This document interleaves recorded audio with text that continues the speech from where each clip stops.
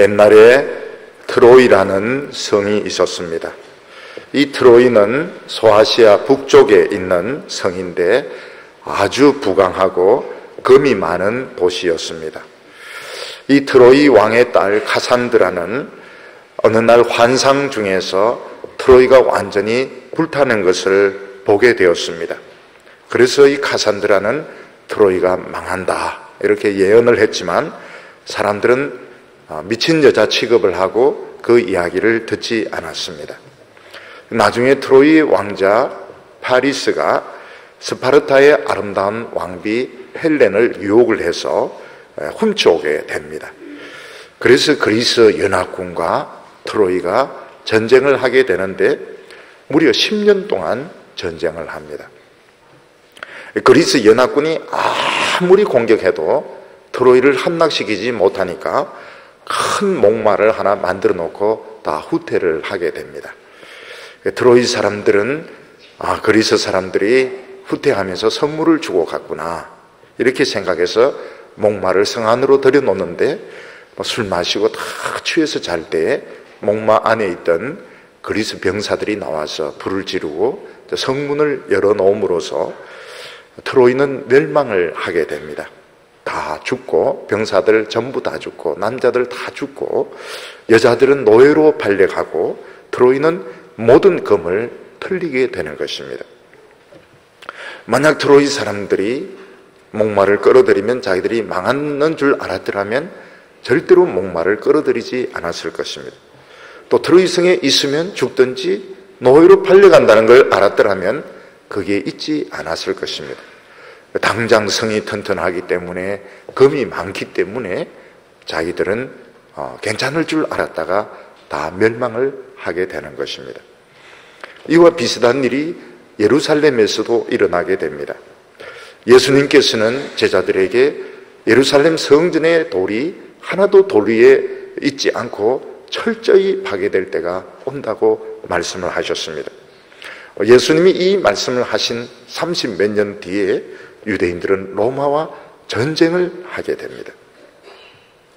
예수님께서는 미리 뭐라고 말씀하셨는가 하면 멸망에 가정한 것이 서지 못할 곳에 서는 것을 보거든 너희들은 산으로 도망치라고 말했습니다. 밭에 있는 사람은 겉옷을 가지러 집 안에 들어가지 말며 지붕 위에 있는 사람도 집 안으로 내려가지 말고 산으로 도망치라고 말했습니다. 이 네로 황제 때 유대인이 반발을 해서 전쟁을 하게 되는데 그때 보냈던 왕이 베스파니아누스였습니다.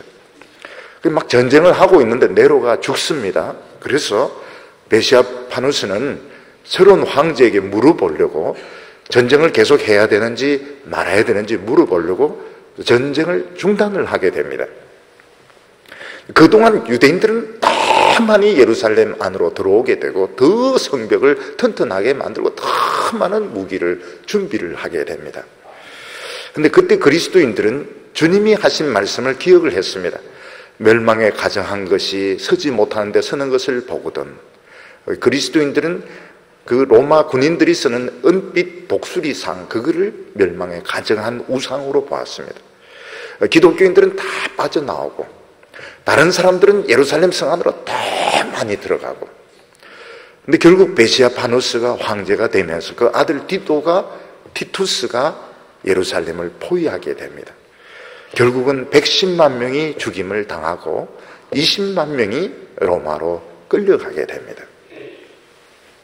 유대인들은 예루살렘에 성전이 있기 때문에 절대로 함락되지 않는다고 생각을 했습니다. 믿었습니다. 그래서 더 많은 사람들이 예루살렘 안으로 들어갔던 것입니다.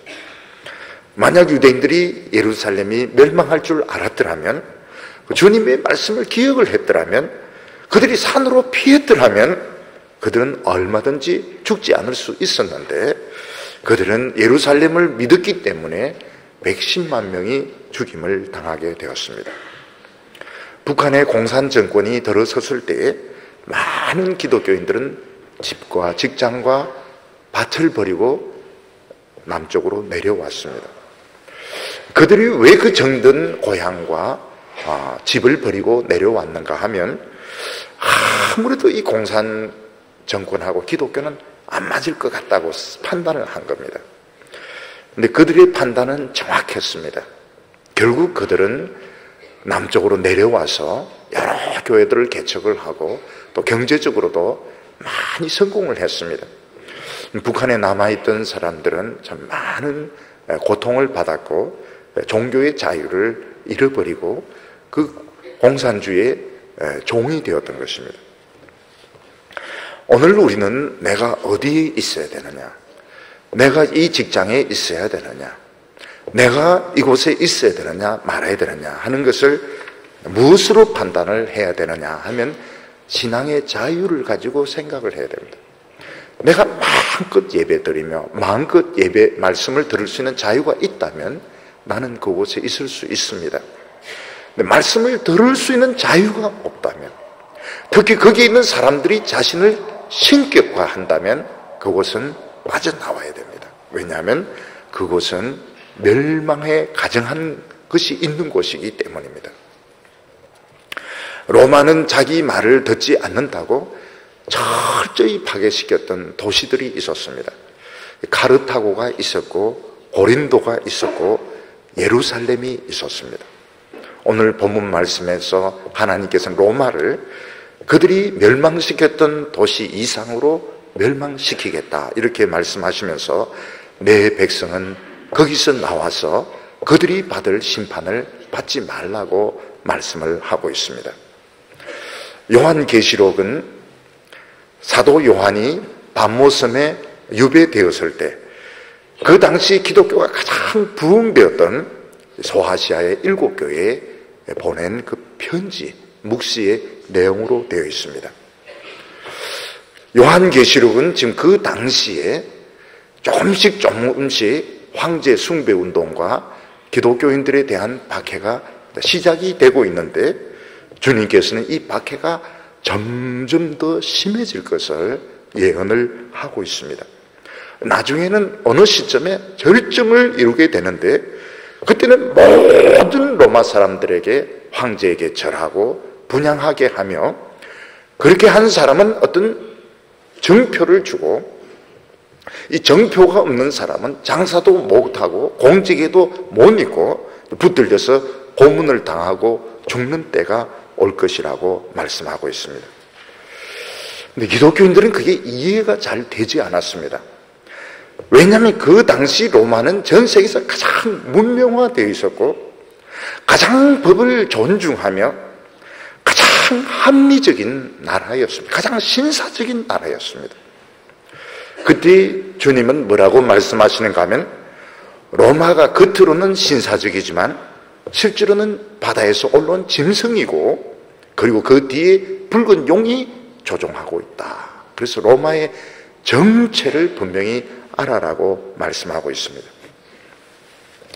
우리가 지난 요한계시록 17장에서 본 것은 이 짐승을 올라타고 있는 그 음녀의 정체와 또 짐승에게 달려있는 7개의 머리와 10개의 뿔에 대해서 우리가 살펴보았습니다. 이 음녀라고 하는 것은 온 세상을 유혹하는 도시다. 로마 도시라고 말했지만 또 다른 입장에서는 이 정치인들로 볼 수 있다. 권력을 탐내는 정치인들로도 볼 수 있다고 해석을 했습니다. 로마 황제가 되기만 하면 로마에 올라타서 마음껏 세상을 유린하고 지배할 수 있지만 이 짐승은 미친 짐승이기 때문에 결국 자기 자신도 짓밟히고 뿔에 바치게 되는 것입니다. 그래서 로마 황제들을 이렇게 보면 제대로 죽은 사람이 얼마 없습니다. 거의 대개 암살당하고 자살하고 이런 식으로 해서 죽었지 이 짐승에게 일단 올라타는 사람 중에서 제대로 죽은 사람은 그렇게 많지가 않습니다. 7개의 머리는 로마 황제들 중에서 두각을 나타낸 황제들을 말하고 10개의 뿔은 그 중에서도 특히 기독교를 박해했던 이런 황제들 또 이런 지도자들을 의미한다. 이렇게 우리가 말씀을 드렸습니다. 그래서 이 로마 역사를 보면 로마 입장에서 막 이야기를 하고 있고 또 기독교 역사를 보면 핍박받은 역사만 또 막 이야기하고 있기 때문에 이게 잘 매칭이 되지가 않습니다. 그래서 지난주에 좀 정리를 했는데 초대 황제는 아우구스티누스입니다. 줄리어스 시저는 황제가 될 뻔했지만 황제는 못 되고 칼에 찔려 죽습니다. 그 일대가 아우구스티누스인데 아우구스티누스가 모든 사람들은 호적을 하라 할 때에 예수님은 베들레헴에서 태어나게 됩니다. 예수님은 어느 황제 때 태어나는가 하면 아우구스티누스 때 태어나게 됩니다. 그리고 예수님이 언제 십자가에 못 박혀 죽나? 2대 티베리우스 때 십자가에 못 박혀 돌아가시게 됩니다. 티베리우스는 아우구스티누스가 데리고 온 여자의 아들입니다. 자기 아들이 아니고 데리고 온 여자의 아들입니다. 티베리우스 양자입니다. 근데 이때까지는 로마와 기독교가 정식으로 붙지를 않습니다. 왜냐하면 기독교가 아직 안 만들어졌기 때문에 단지 예수님만 로마 총독에 의해서 십자가에 못 박히게 돼 정식 충돌은 되지 않습니다. 그리고 4대 때 클라우디우스 황제는 장애인이었습니다. 이 소아마비에 걸린 장애인이었는데 근데 이때 로마 안에서 유대인하고 기독교인들이 다투게 됩니다. 크레스투스 때문에 난리가 나서 모든 유대인들을 추방하게 된다. 이 크레스투스가 기독교인이라고 보는 것입니다. 그래서 모든 유대인들이 로마에서 쫓겨나기 때문에 로마에 있는 교회가 이방인 중심의 교회로 변하게 됩니다. 그전에는 유대인 교회였는데 이방인 교회로 변하게 되고 그때까지만 해도 사도 바울이 내가 로마에 있는 교회에 가야 되는가 말이야. 왜냐하면 유대인들에게는 복음 안 전하려고 했기 때문에 그러다가 추방되는 바람에 로마서를 쓰게 되고 결국 나중에 죄인의 신분으로 로마에 붙들려 가게 됩니다. 그때도 충돌이 없었습니다. 근데 5대 황제가 네로라고 그랬습니다. 5대가 누구냐? 그러면 네로, 이게 나와야 됩니다. 네로. 5대 황제가 네로인데, 네로가 로마가 불탔을 때, 기독교인들이 불을 질렀다. 그래서 기독교인들을 잡아와서, 짐승에게 물려 죽이기도 하고, 불에 태워 죽이기도 하고, 십자가에 못 박아 죽이기도 합니다. 그래서 5대 황제 때 네로가 기독교인들을 본격적으로 핍박을 하게 됩니다. 그리고 3명의 황제가 일어나게 되는데 이 사람들은 금방 죽기 때문에 3명 다 합해봐야 1년이 되지 않습니다. 그리고 베스파니아누스, 아까 처음에 말했던 베시아파누스, 예루살렘을 에워쌌던 그 사람이 황제가 되면서 아들 티투스가 예루살렘을 함락을 하게 됩니다. 그래서 4대 때 9대죠, 9대.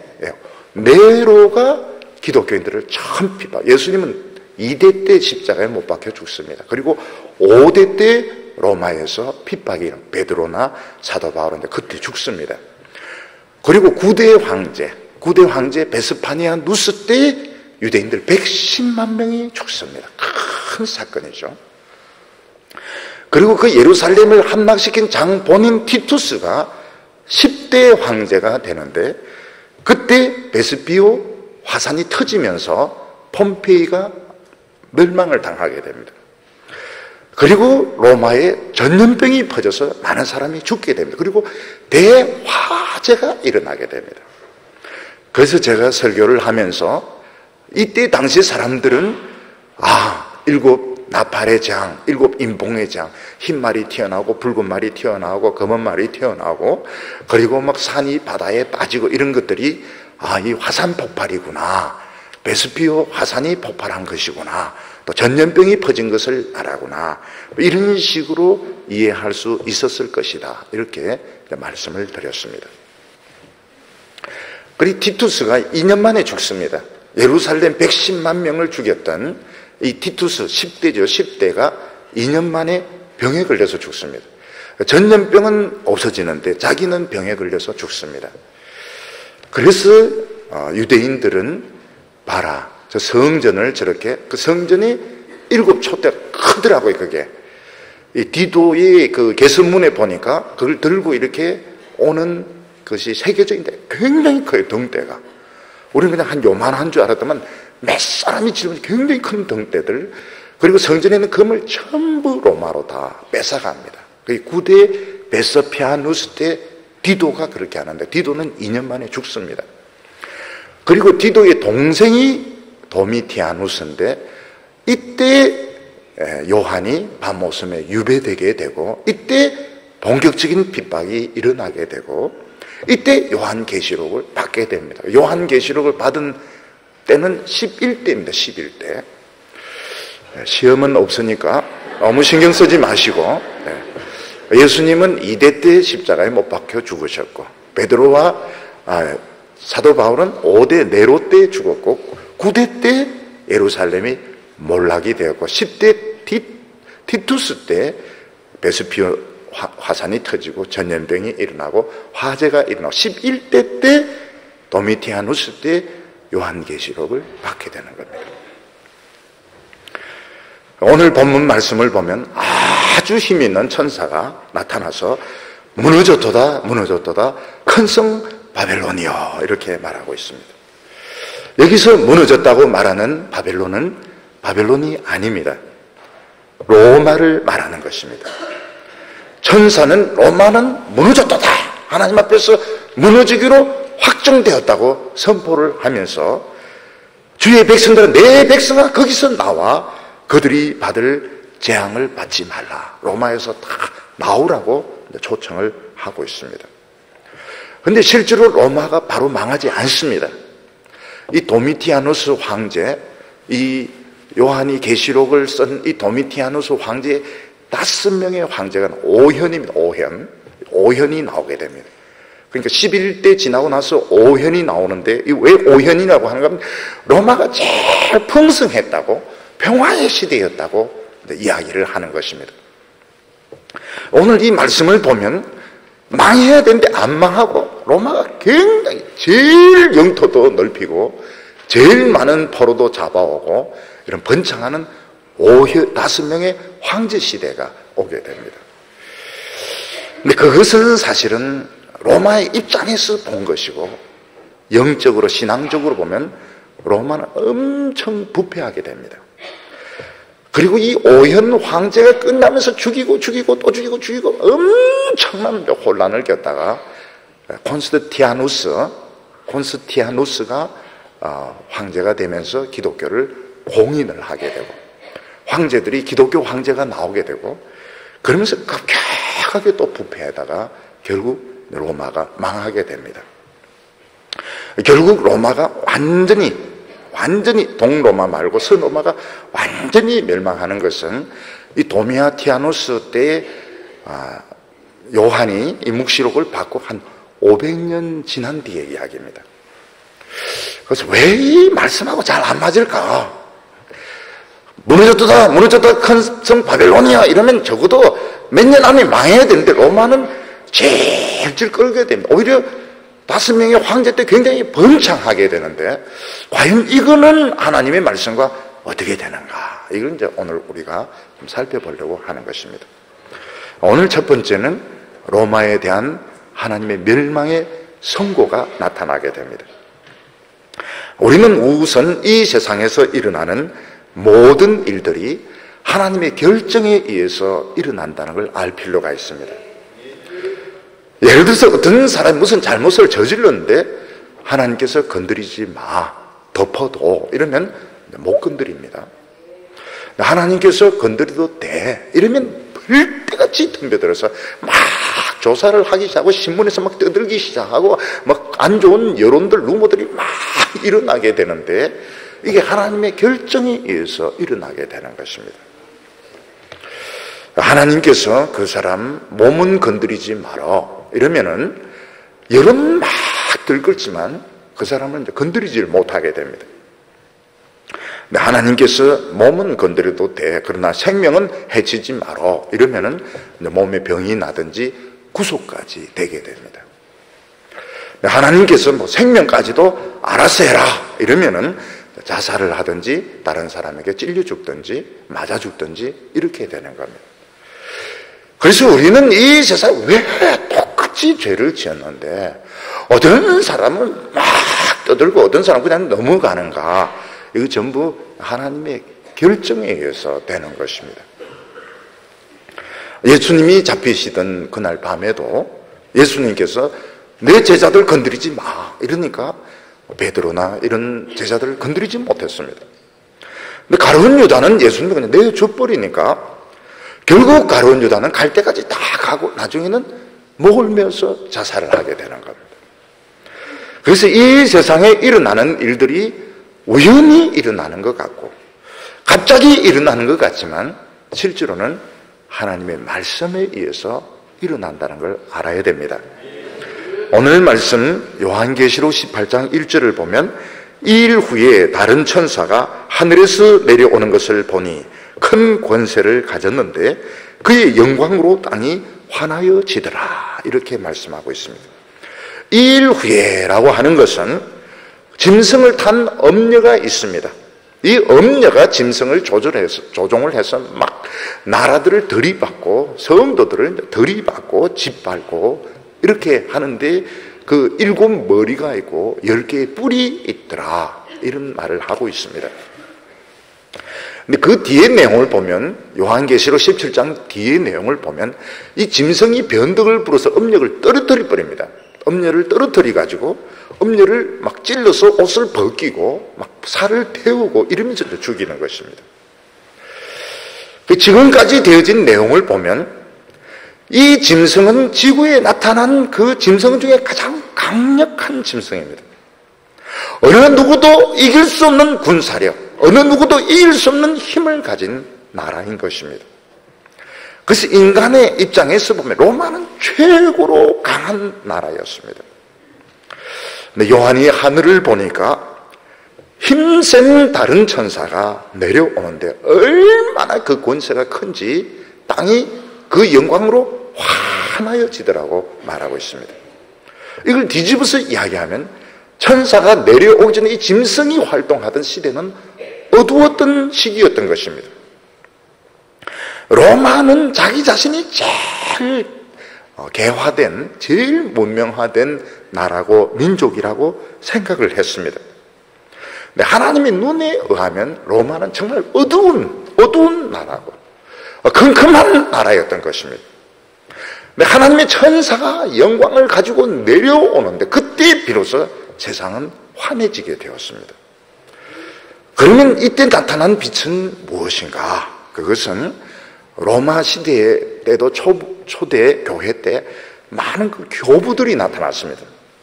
이 교부들이 누군가 하면 목회자들이고 신학자들인데 그들이 굉장히 그 하나님의 말씀을 열심히 설교를 해서 로마 안에서 여러 곳에서 부흥이 일어나게 됩니다.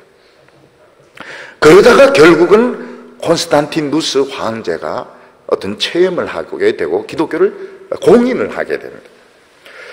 그래서 콘스탄티누스 황제가 기독교를 공인하게 된 것은 단순히 그가 전쟁에서 그 이긴 어떤 체험 때문에 그렇게 한 것이 아니고 그때는 이미 여러 교부들을 통해서 굉장한 이 말씀의 역사가 있었던 것입니다. 이 말씀의 역사가 있은 그 열매로 결국 기독교는 로마를 이겨서 기독교를 공인하게 됩니다.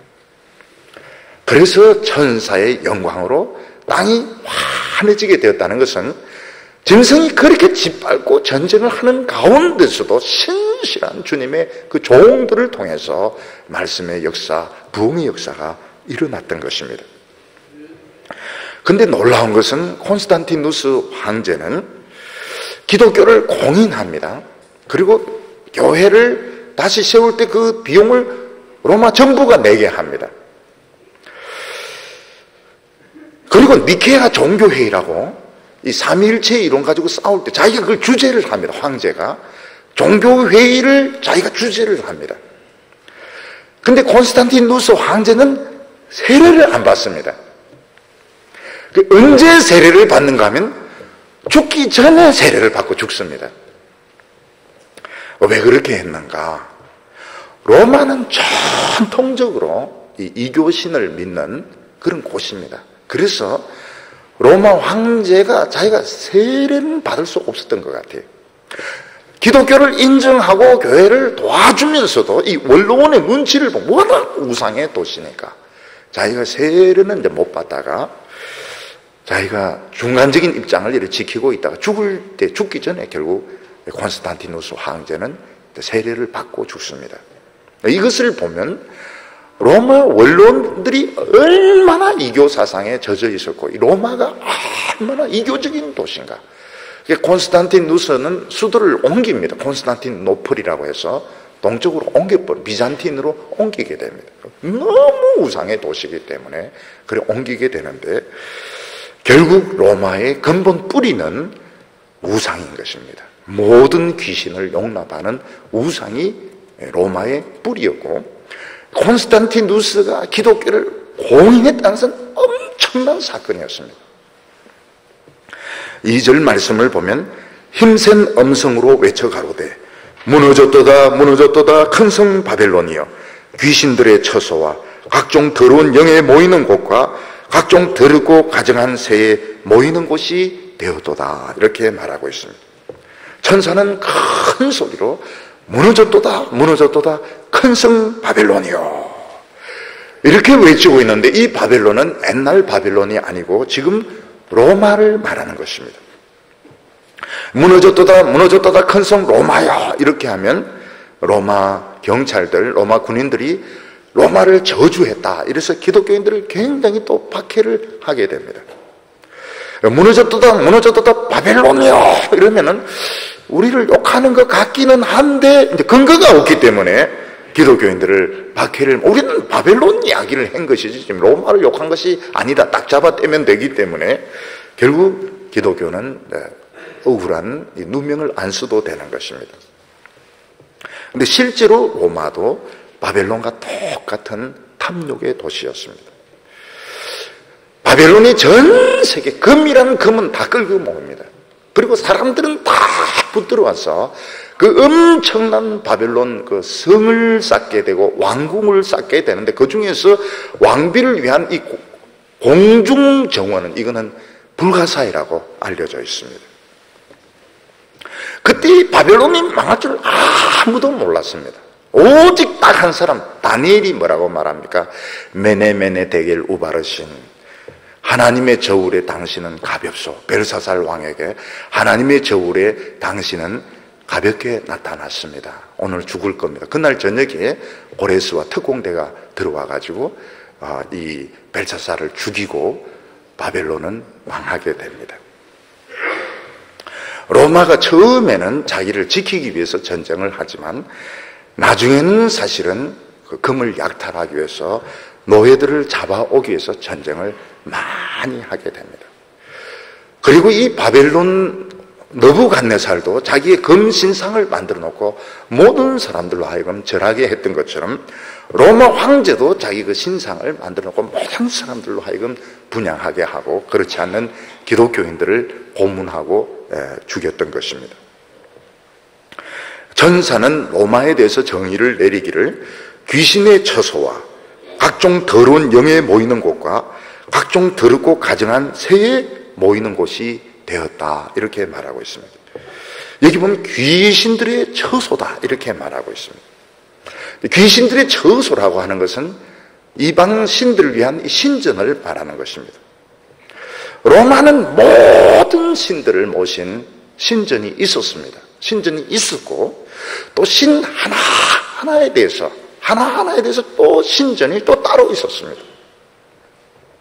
그래서 로마는 모든 세상의 잡신들은 다 모이는 신들, 귀신들의 처소가 되었던 것입니다. 사람들 중에서는 그런다고 해서 귀신이 있냐? 신전을 세우고 절을 세운다고 해서 귀신이 있느냐? 그래도 귀신이 그곳에서부터 사람들을 속이고 거기서부터 못된 짓을 할 수가 있습니다. 여기 보면 각종 더러운 영들이 모이는 곳이라고 했습니다. 귀신의 처소다 보면 더러운 영들도 모이겠지만 로마는 이 권력의 중심이라 보니까 모든 그 음모, 모든 그 못된 반역, 모든 그 의심이 집합하는 곳이었습니다. 그래서 아첨이라든지 암살이라든지 황제의 신격화라든지 이런 일들이 늘 일어나는 곳이 로마의 그 황실이고 원로원이었습니다. 그래서 온갖 더러운 영들이 다 모인 온갖 음모와 온갖 반역과 온갖 나쁜 계획은 거기서부터 다 시작되는 것입니다. 그리고 각종 더럽고 가증한 새가 모이는 곳이라고 했습니다. 새들 중에서도 독수리라든지 매라든지 올빼미같이 육식을 하는 새들은 쥐라든지 개, 고양이, 병아리 이런 걸 다 물어옵니다. 그래서 이 둥지가 더럽습니다. 거기 보면 쥐 발톱도 있고 꼬리도 있고 쇠 머리도 남아있고 그 더러운 그 피들, 털들 이런 것들이 잔뜩 있습니다. 마찬가지로 로마는 전 세계에서 폐잔병들 또 반역자들 그리고 노예들 다 끌고 와서 처형도 하고 팔아먹기도 하고 그들의 그 재물들을 경매에 붙이기도 하고 별의별 짓을 다 하는 가장 더러운 도시였던 것입니다.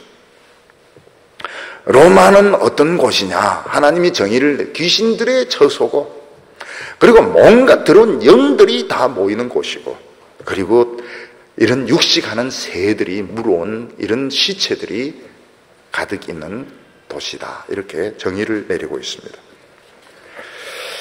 한 번은 일본을 이렇게 여행을 하는데요. 일본은 어디 가든지 그 신사가 있고 절이 있습니다. 근데 특히 이 절이 많은 데가 있습니다. 나라하고 교토에 가면 큰 절들이 많습니다. 나라에 가면 도다이샤라고 하는 큰 절인데 그 부처가 엄청나게 큽니다. 엄청나게 큽니다. 그리고 교토에 가보면 그 도시 안에서부터 절이 있습니다. 그 변두리에 보면 우리로 치면 이제 불국사 같은 기요미즈 데라라든지 금각사, 은각사 절들이 굉장히 많습니다. 근데 거기에 가보면 굉장히 그 기분이 나쁘고 머리가 아파요. 이 절이 많은 쪽에 가면 사람들이 우울합니다. 사람들이 우울하고 우리 크리스찬들은 좀 머리가 아프고 기분이 굉장히 안 좋아요.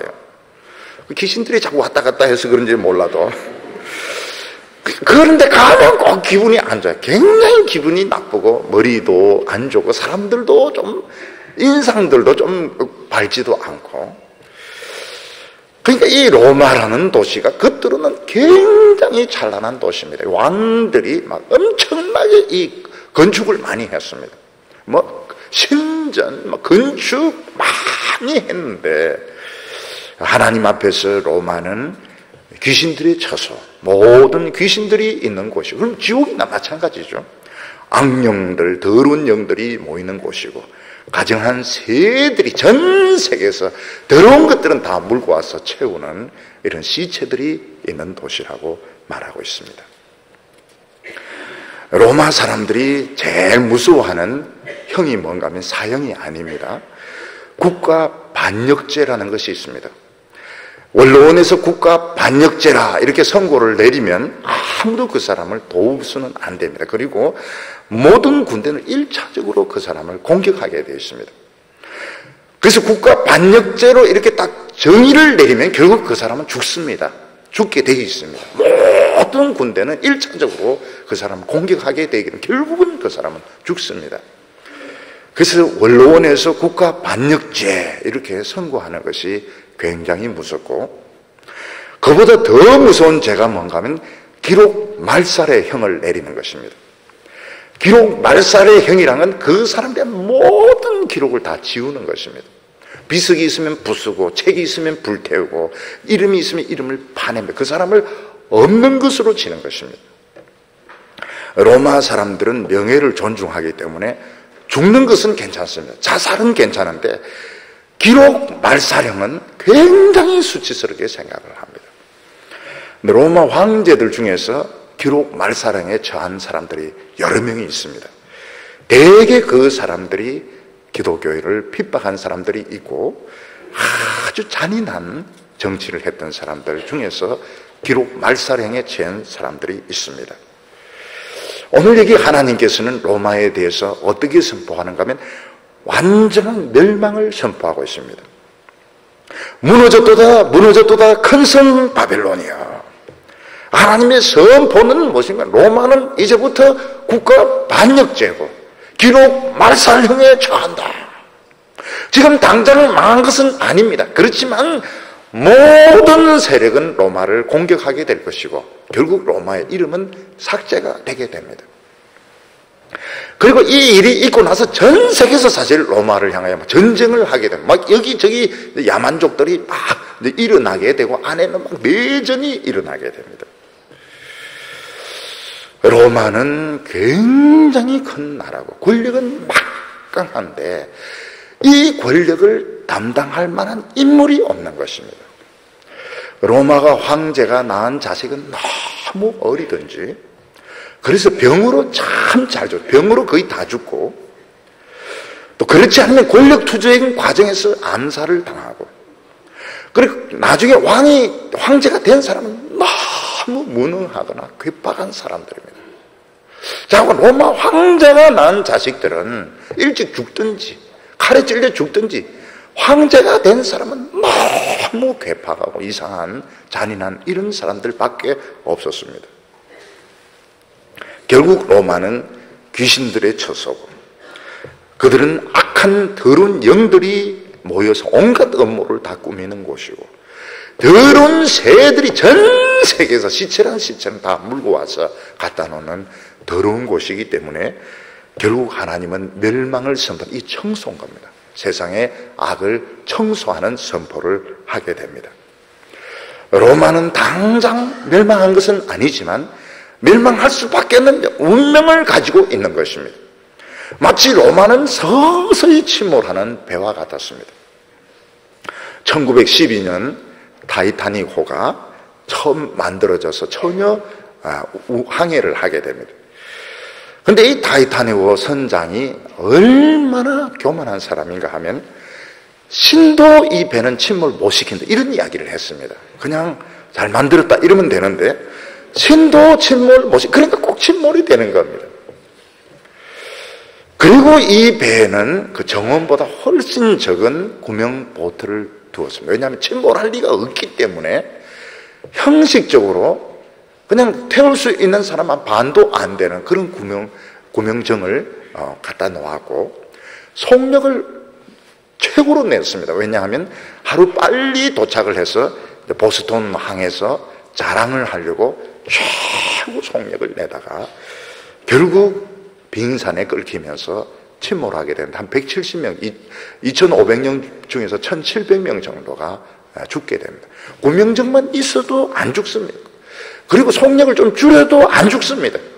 신도 침몰 못시 이런 소리만 안 해도 안 죽습니다. 교만했기 때문에 1,700명이 넘는 사람이 너무 잔잔한 바다입니다. 잔잔한 바다. 잔잔하니까 빙산을 못 보는 겁니다. 막 풍랑이 있으면 빙산을 너무 잔잔한 바다에 1,700명이 얼어서 물에 빠져서 죽게 되는 겁니다. 마찬가지로 로마는 하나님 앞에 자기가 최고라고 생각했습니다. 하나님은 로마에 대해서 국가 반역죄 기록 말상형을 선포함. 지금은 아직 안 죽었지만 로마는 서서히 죽게 되는 것입니다. 오늘 두 번째는 로마가 끼친 그 나쁜 영향에 대해서 말씀하고 있습니다. 로마는 제일 문명한 국가다.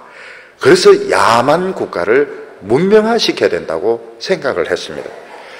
그래서 이제 문명화시키는데 성공한 나라가 갈리아입니다. 프랑스입니다. 그리고 문명화시키는 방법이 뭔가 하면 포도나무를 심게 하는 것입니다. 지금은 포도주 이런 프랑스가 최고지만 이태리에서 가져간 것입니다. 옛날에는 이태리의 이 포도나무가 유명했던 것입니다. 그리고 영국 사람들은 뭐라고 말해요? 영국의 역사가 시작된 것은 로마 군인들이 쳐들어오면서부터 영국 역사는 시작이 되었다. 옛날 영국은 습하고 추워가지고 사람 살 곳이 되지 못했습니다. 오늘 영국 분 계시면 이해하시기 바랍니다. 사람들은 영국에 대해서 그건 사람은 살 데가 못 된다. 이럴 정도로 습하고 춥고 이런 곳인데 줄리어스 시즈가 공격하면서부터 영국은 로마화를 가게 되고 영국의 역사가 시작되었다, 이런 이야기를 하고 있습니다. 근데 오늘 성경 말씀은 그렇게 말하지 않고 로마는 정말 전 세계에 최고로 나쁜 영향을 미친 나라라고 말하고 있습니다. 3절에 보면 그 음행의 진노의 포도주를 인하여 만국이 무너졌으며 또 땅의 왕들이 그로 더불어 음행하였으며 땅의 상고들도 그의 사치의 세력을 인하여 치부하였도다 하더라. 로마는 음행의 진노의 포도주를 가지고 만국을 멸망시켰다고 말하고 있습니다. 로마는 처음에는 자기를 지키기 위해서 전쟁을 했지만 어느 정도 나라가 커지고 난 뒤에는 이 나라를 유지하기 위해서 많은 금이 필요하고 노예가 필요했습니다. 그래서 결국은 금을 뺏기 위해서, 노예들을 만들기 위해서 전쟁을 하게 되었습니다. 로마가 한 짓은 온전한 정승이 아니고 이 진노의 포도주를 마신 술주정이었다는 것입니다. 어떤 사람이 술에 취하면 눈에 보이는 걸 다 두들겨 붓습니다. 눈에 보이면 붓습니다. 안 보이는 거는 못 부수죠. 그리고 눈에 보이는 사람들은 다 자기가 차지하려고 합니다. 마찬가지로 이 로마는 눈에 보이는 것은 다 부수고 좋은 것은 다 차지하려고 했던 것입니다. 로마에 엄청난 금, 엄청난 노예들이 흘러들어오면서 로마인들은 성적으로, 도덕적으로 엄청나게 타락하게 되었습니다. 그 중에 대표적인 것 중에 하나가 뭔가 하면 황제들, 로마 황제들이 공공연하게 동성애를 했다는 것입니다. 로마에 유명한 황제들이 있습니다. 존경하는 황제들이 있는데 이들이 잘생긴 청년들을 데리고 다녔습니다. 심지어는 그 청년이 물에 빠져 죽으면, 날강에 하나 빠져주면 그 날강에 신전을 만들어줍니다. 그러니까 황제들이 동성애를 했던 겁니다. 황제들이 남자 애인들을 데리고 다녔습니다. 그리고 로마 황제들은 피가 다른 사람의 피와 섞여서는 안 된다, 이래서 결혼한 여자도 강제 이혼을 시키고 자기 아들과 결혼시키고, 삼촌과 조카가 결혼하고 사촌이 결혼하고, 결혼한 사람 이혼하는 건 문제도 아닙니다. 굉장히 문란하게, 그 로마 황실 안에서 아주 문란하게 이런 건친혼을 했습니다. 더욱이 수많은 이런 노예들이 흘러들어오게 되니까 로마의 귀족들은 남자는 남자대로 여자 귀족들과 여자 노예들과 이런 성관계를, 여자 귀족, 여자 노예들은 다 창녀든지 성 이런 관계의 대상이었습니다. 그리고 여자 귀족들은 또 남자를 그런 식으로 썼습니다. 그래서 로마서 2장에 보면 그런 내용이 나옵니다. 남자는 남자로 더불어 부끄러운 짓을 행하고 여자는 여자로 더불어 부끄러운 짓을 하고, 이 많은 이런 노예들이 흘러 들어오니까 성적으로 황제로부터 시작해서 귀족들, 부자들 전부 다 부패하게 되었습니다. 로마 상인들 중에서 제일 돈 버는 상인은 노예 상인들이었습니다. 로마에는 수많은 사창가들이 있었습니다.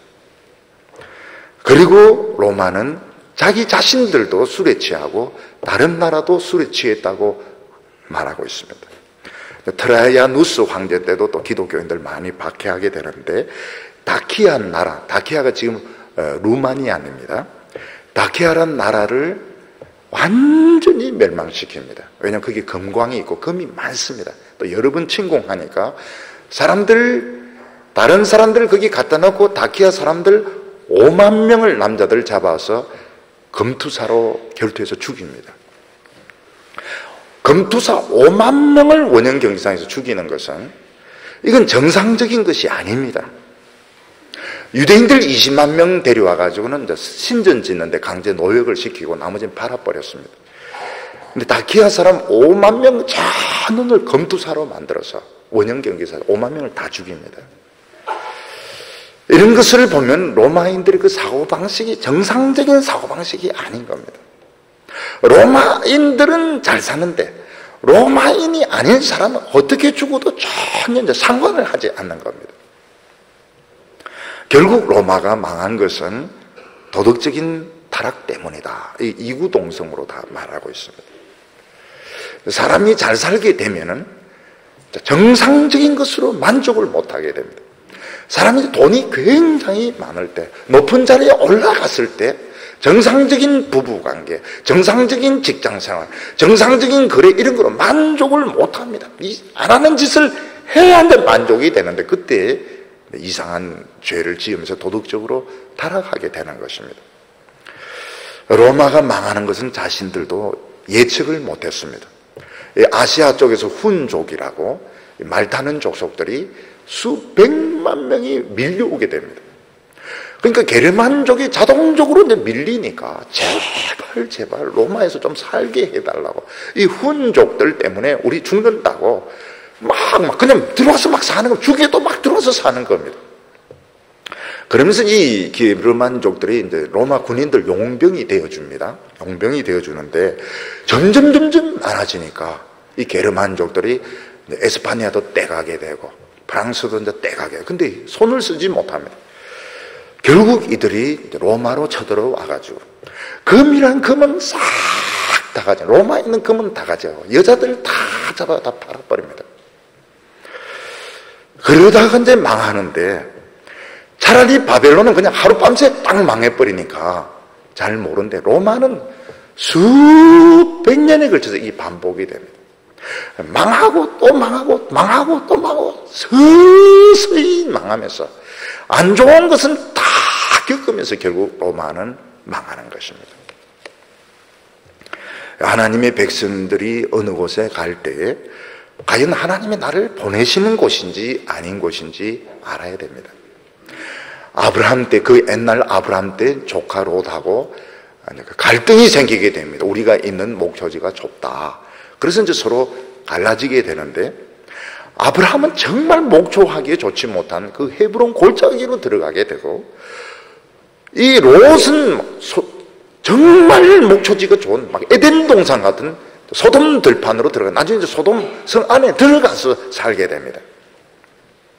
근데 그때 이 소돔은 이미 동성애와 폭력과 하나님 앞에서 정말 죄가 많은 도시였습니다.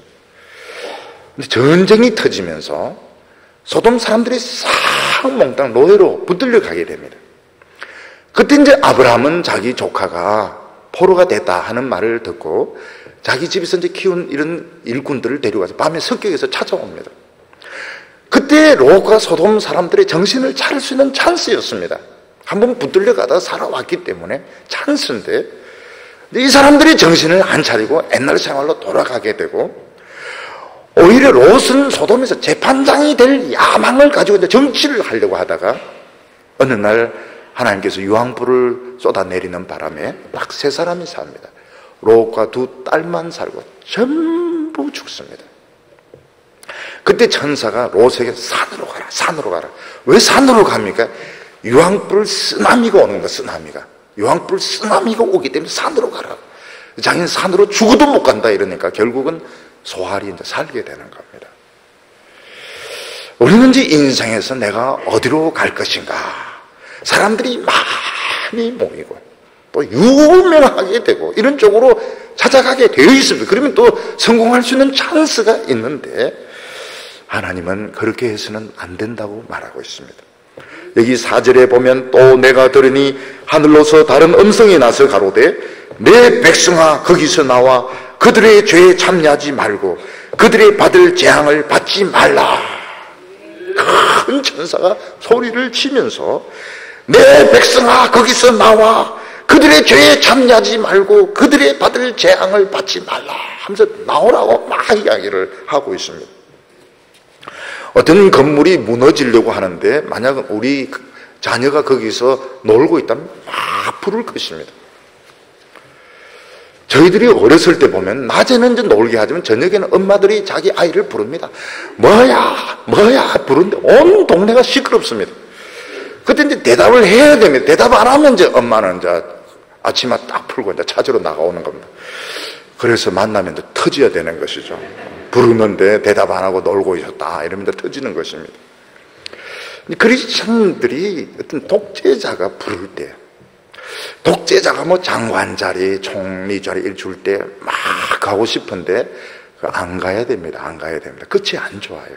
왜냐하면 굉장히 굉장히 변덕스럽기 때문에 처음에는 잘해주다가 끝에 가서는 배반을 하게 됩니다. 자기 자신을 굉장히 신격화시키는 이런 사람도 아첨을 원하기 때문에 나중에는 아첨해도 나중에는 버리게 됩니다. 그래서 하나님의 백성들은 자신을 절대시하거나 자기 자신을 막 독재하고 이러는 사람들이 부를 때는 가서는 아무리 높은 자리와 좋은 보수를 준다고 해도 가서는 안 됩니다. 주님은 우리 크리스찬들로부터 로마로부터 나와라 이렇게 말하고 있는데, 로마로 나오면 그것도 로마인데, 로마 도시에서만 나와도 그것도 로마인데 어디로 갑니까? 그래서 오늘 말씀에 그들의 죄에 참여하지 말고, 로마에서 나오는 것이 뭔가 하면 지리적으로 이동보다도 정신적인 이동인 것입니다. 그들의 죄에 참여하지 말고, 다른 말로 말해서 그들에게 인정받고 성공할 생각하지 마라.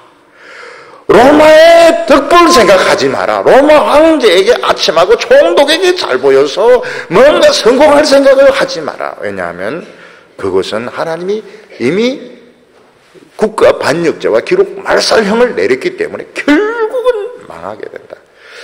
그 짐승 위에 올라타면 언젠가는 떨어뜨려 가지고 너를 밟아 죽일 거니까 그런 사람을 따라가지 말라는 것입니다. 그래서 이 그리스도인들은 이 출세와 성공에 대해서 욕심을 내면 안 됩니다. 왜냐하면 욕심을 내면 올라가는 것 같은데 결국은 흔들어서 떨어뜨리게 됩니다. 또 하나님께서 그래 한번 파봐, 그놈 한번 파봐 이러면 막 기자들 시민단체들 막 들고 파기 시작하는데 결국은 뭐 완전히 온 가족 식구들이 상처를 입게 되는 것입니다. 우리 성도들은 유명해지고 높아지고 성공하는 것보다도 교회에 와서 말씀을 듣고 기도하고 영적 부흥을 일으키는 것을 중요한 사명으로 생각을 해야 됩니다. 왜냐하면 그 높은 자리에 가보면 놀랍니다. 그렇게 사람들이 남을 미워하고 그렇게 음모를 꾸미고 그렇게 저지른 것을 알면 놀라게 됩니다. 특히 세상 사람들은 이 양심이라는 게 눈에 보이지 않기 때문에 일단 위기를 넘기기 위해서 또 일단 손해를 안 보기 위해서 거짓말을 많이 합니다. 거짓말을 한다는 것은 양심이 더러워지는 것이고 결국은 자기 자신의 가치를 잃어버리게 되는 것입니다. 하나님 앞에서 최고로 가치 있는 것은 무슨 고시 합격하거나 좋은 대학교를 나오고 학위를 받은 것이 아니고 거짓말하지 않는 깨끗한 양심이 최고로 가치가 있습니다. 그래서 거짓말하고 높은 자리에 올라가면 언젠가는 이게 들통이 나게 되면 결국은 쓰레기처럼 폐기 처분이 되게 됩니다. 하나님도 폐기 처분하게 됩니다. 거짓말해서 유명해진 사람은 쓰레기 취급을 다 나중에는 보면 전부 다 등을 돌리게 됩니다. 하나님의 백성들이 육체적으로는 로마를 떠날 수가 없습니다. 우리는 이 세상에 살면서 직장생활을 해야 됩니다. 어떤 때는 공직에 있을 수도 있습니다. 정치도 할 수도 있습니다. 그러나 정신적으로 이 짐승하고는 분리돼요. 짐승을 올라타면 안 됩니다. 보면 주장하는 것들이 사리에 맞지 않고 막 떼를 쓰고 무슨 이념을 갖다 붙여, 이건 짐승인 겁니다. 그게 올라타면 안 됩니다. 오늘 여기 세 번째로 보면 결국 나중에 애통하는 자들이 나오게 됩니다. 사람들은 죄나 하나님이 눈에 보이지 않기 때문에 마음껏 욕심을 채우려고 합니다. 자기 하고 싶은 대로 다 하고 싶어 합니다. 그렇지만 이 세상은 굉장히 정교하게 설계되었기 때문에 악을 행하면 행할수록 하나님 앞에서 죄가 쌓이게 되고 무리하는 사람은 반드시 비싼 대가를 지불하게 되어 있습니다. 5절에 보면 그 죄는 하늘에 사무쳤으며 하나님은 그 불의한 일을 기억하신지라. 이 세상은 어떻게 설계되어 있는가 하면 인간들이 죄를 지으면 이 죄가 전부 하나님 앞에서 쌓이게 되어 있습니다. 그 중에서 제일 무서운 게 피를 흘리는 죄입니다. 이 피를 흘리는 죄는 하나님 앞에 진노가 굉장히 빨리 쌓이게 되어 있습니다. 그래서 사람의 피를 흘릴 때는 반드시 법적인 절차에 의해서 재판에 의해서 공정하게 피를 흘려야 되는데 로마 황제는 5만 명을 검투살해서 죽인 것입니다. 기독교인들 황제에게 분양하지 않았다 많이 죽였습니다. 서로 권력 투쟁을 한다고 로마인들끼리 몇만 명씩 죽였습니다. 그래서 하나님 앞에서 이 죄가 급격하게 올라가게 된 겁니다. 건물 지하실에 보면 지하수를 저장하는 탱크가 있는데 물이 올라가면 자동적으로 펌프가 돕니다. 마찬가지로 이 세상에 죄가 쌓이면 자동적으로 심판의 펌프가 경고 없이 돌게 되어 있습니다. 로마 사람들은 황제부터 이 동성애를 많이 한 사람들입니다. 그리고 많은 노예들을 가지고 참 더러운 짓들을 많이 했죠. 그리고 황제를 신격화시키고 많은 우상숭배를 했습니다. 죄가 하나님 수위까지 딱 찬 겁니다. 죄가 하늘에 사무쳤으며 이게 뭐 하나님의 눈금까지 온 겁니다. 그래서 6절에 그가 준 그대로 그에게 주고 그의 행위대로 갑절을 갚아주고 그의 섞은 잔에도 갑절이나 섞어 그에게 주라 이렇게 말씀하고 있습니다. 하나님이 이 눈금에 딱 올라가게 되어서 지금 그대로 하면 당장 지진과 쓰나미와 전염병과 전쟁으로 다 죽어야 됩니다. 근데 놀라운 것은 로마 그러면서도 계속 오래 가는 겁니다. 500년을 더 갑니다. 지금 이 도미티아누스 황제 때부터 500년을 더 가게 됩니다. 왜 하나님께서는 멸망을 확정시켜 놓고서 눈금이 다 찼는데도 불구하고 왜 하나님은 로마를 이렇게 한 500년을 더 가게 하셨는가? 구원받을 영혼들이 많이 있었기 때문입니다. 그리고 중간에 보면 부흥이 일어나게 됩니다. 많은 이런 교부들을 통해서 부흥이 일어나게 되는데 그 교부들은 굉장히 뛰어난 신학자들이었습니다. 나중에 이제 로마가 망할 때 마지막 교부가 누군가 하면 성 어거스틴입니다. 성 어거스틴. 성 어거스틴이 마지막 이 사람이 교부입니다. 그리고 이 사람이 죽습니다. 하나님의 백성들의 이 부흥이 있었기 때문에 로마는 멸망이 확정이 되었지만 500년을 더 끌게 됩니다. 우리가 이런 것을 보면 심판이 확정이 되어도 하나님의 백성들이 이걸 연기시킬 수 있고 바꿀 수 있구나. 이사야서에 보면 이사야가 망한다고 합니다. 망한다. 이사야는 예루살렘은 망한다. 유다는 망한다. 그런데도 한 150년 정도 더 끌게 됩니다. 왜냐하면 히스기야라는 사람 그리고 이사야라는 사람 또 많은 그 선지자들이 일어나서 막 부흥을 일으키니까 한 150년 정도 역사가 더 가게 됩니다. 하나님께서 멸망을 결정을 해도 기도는 그걸 연기시키기도 하고 폐지시킬 수도 있습니다. 폐지. 그만큼 이 기도가 강력한 것입니다. 아브라함은 소돔과 고모라를 거의 안 망할 뻔했는데 결국 10명이 안 돼가지고 결국 10명을 못 채워가지고 망하는 겁니다. 그래서 우리는 막 악인이 어쩌고 저쩌고 그거 할 필요가 없습니다. 악인의 숫자는 악인은 덤으로 살기 때문에 의인 10명이 있으면 사는 겁니다. 하나님의 백성들이 입을 안 다물고 영향력을 나타내면 사는 것입니다. 우리 교인들이 밖에 나가서 전도하면서 난 크리스찬이요 이러면 이제 사는 겁니다. 이러면 한 100년 갈 수도 있습니다. 여기 보면 섞은 잔에 갑절로 섞어주라 이렇게 말하고 있습니다. 정상적으로 하면 포도주 원액이 독하기 때문에 물을 섞어서 희석해서 마십니다.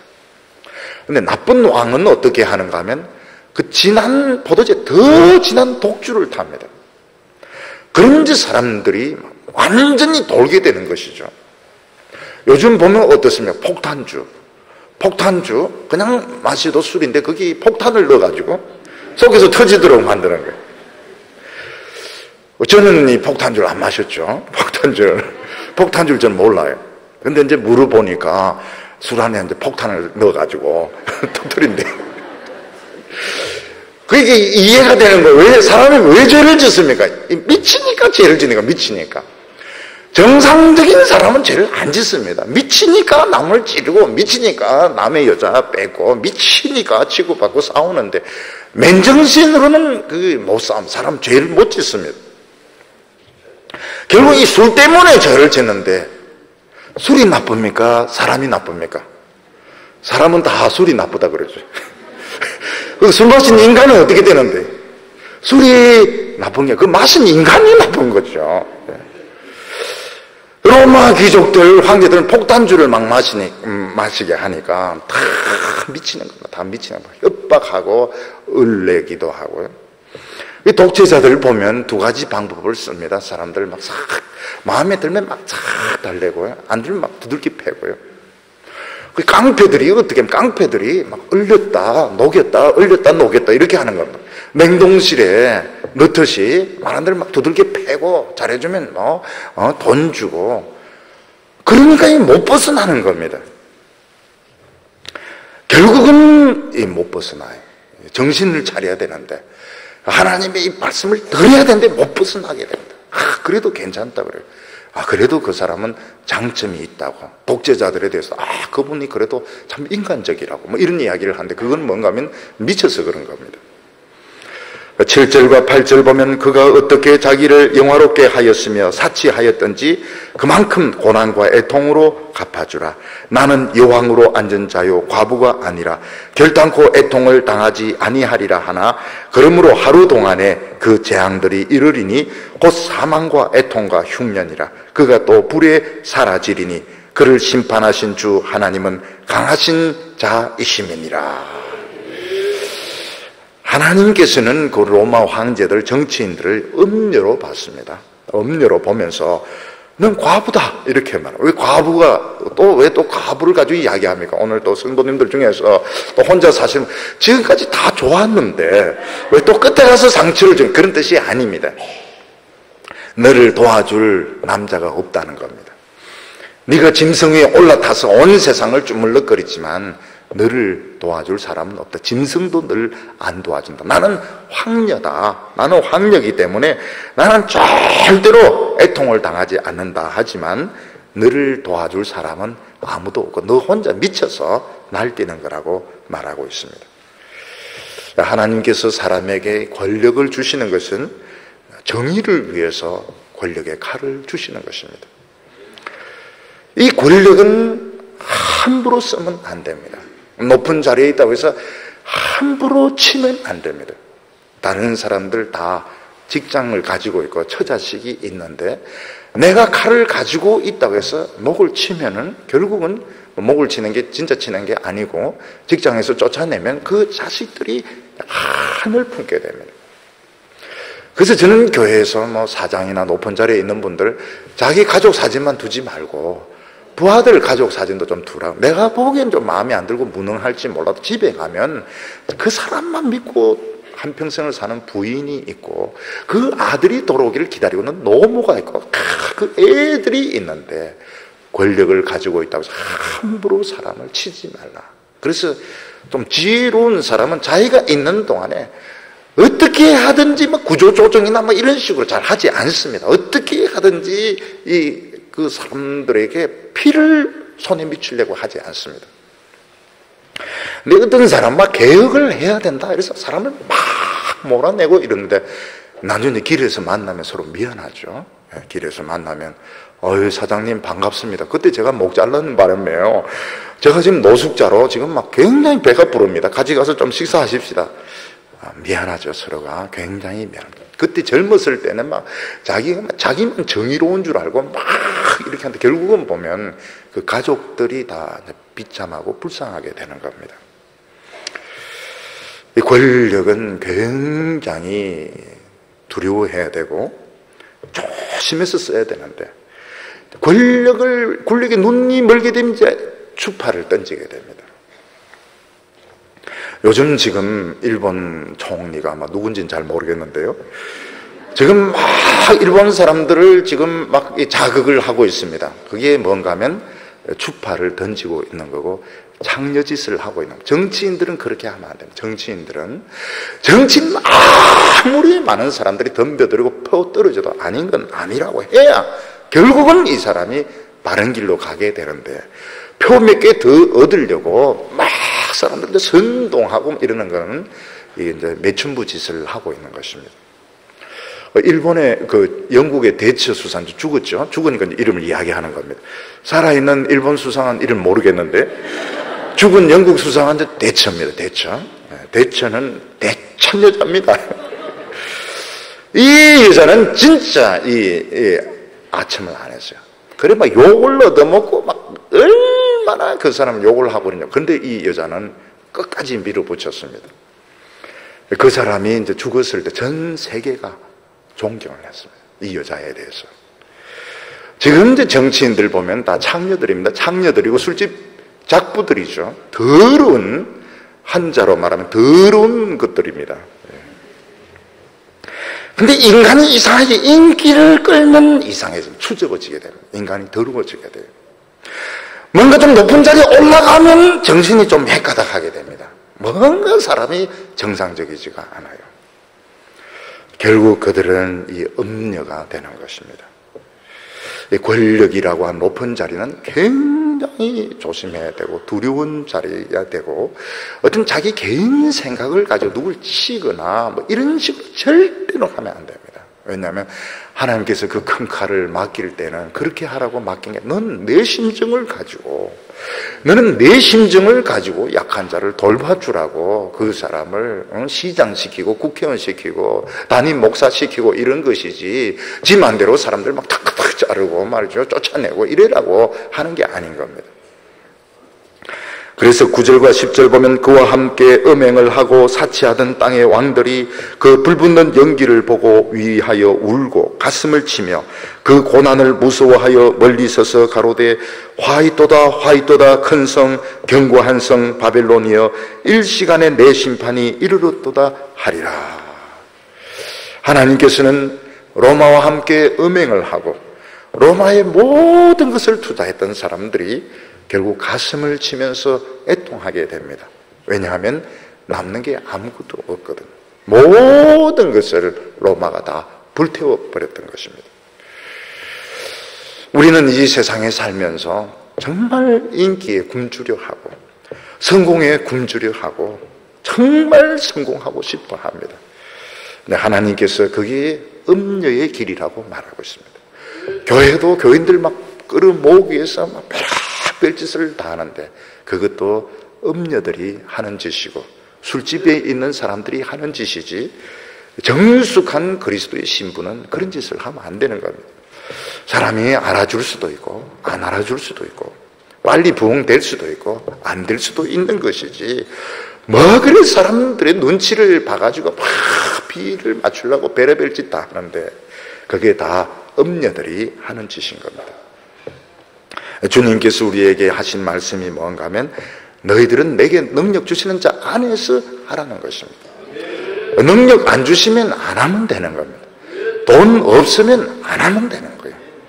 돈 없으면 안 하면 누가 답답합니까? 하나님이 답답합니까? 우리가 답답합니까? 근데 그 질문은 이제 많이 들었죠. 우리가 답답하죠. 하나님이 결혼 안 시켜주면 안 한다. 결국은 답답한 건 이제 내가 답답한 겁니다.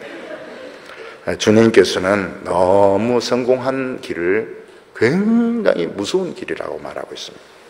사람이 좀 맛이 가게 됩니다. 인기를 끌게 되고 돈이 막 들어오게 되고 높은 자리에 올라가면 옛날 그 사람이 아닌 거예요. 누룩으로 부풀은 찐빵처럼 옛날 그 사람이 아닌 거예요. 뭔가 사람이 달라졌어요. 우리는 어느 곳에 갔을 때 너무 독재적이라든지 사람에게 잘해줬다가 또 막 욕을 퍼부다 이렇게 하면 여기는 내가 있을 곳이 못 되는구나. 빨리 떠나야 됩니다. 손해를 많이 보고 금전적인 손해보고 명예 손해보고 그것을 떠나는 것이 사는 길입니다. 오늘 주의 백성들은 함부로 이 세상에 대해서 충성을 맹세하거나 아부할 생각하지 말고 결국은 하나님 앞에 말씀을 듣고 자기 양심을 지켜야 됩니다. 양심을 더럽히게 되면 양심을 팔아서 유명하게 되면 결국 쓰레기처럼 버리게 되는데, 하나님 앞에서 내 가치를 지키고 절대로 짐승의 등에 올라타는 음녀가 되지 않고 하나님 앞에 사랑받고 축복받는 우리 성도들 다 되시기를 축원합니다. 기도드리겠습니다. 거룩하신 하나님 아버지, 우리 인간의 본성을 너무 잘 아시고 정말 이 로마 황제 밑에서 혼동을 겪던 성도들에게 로마의 정체와 하나님의 백성들의 그 자부심에 대해서 분명히 말씀하여 주심을 감사합니다. 오늘 저희들은 정말 이 세상의 성공에 취하고 이 세상의 유혹에 마음이 뺏길 때가 너무나도 많았습니다. 주여, 오늘 이 시간 우리를 정결케 하여 주시고 하나님의 길을 우리가 걸어가게 하여 주시고 누가 뭐라고 하든지 흔들리지 않는 이 굳건한 믿음을 허락하여 주시옵소서. 예수님의 이름으로 기도하옵나이다.